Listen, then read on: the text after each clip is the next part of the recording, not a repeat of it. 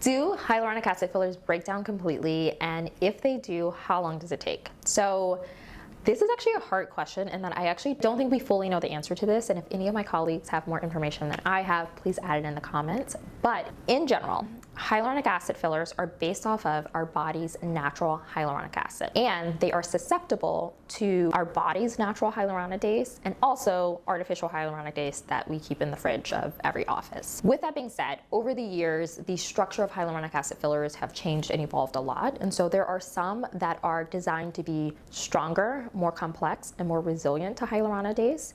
And there are some that are designed to be super thin and super fragile and will break down to hyaluronidase really easily. And then there's like a bunch of fillers in between. So when we think about the rate that they break down, things that we know that Juvederm fillers will break down slower than Restylane fillers or Revance fillers. We know that thicker fillers like Lift and Voluma will break down slower than thinner fillers like Refine and Silk. We know that fillers that are injected in more of the lateral face, the more structural, deep areas, tend to break down slower than fillers that are injected in more metabolically active places. So we know that cheekbone filler and jawline filler and chin filler tends to last for longer than mid-cheek filler and lip filler. And lastly, the more filler that's injected in any given area, the longer it's going to take for that filler to dissolve. So if you have one syringe and you are injecting that throughout the whole face, that's going to break down faster than if you injected that same syringe specifically in one area. So it's really difficult to say this filler will dissolve in this amount of time in this person, because each person has a different metabolism.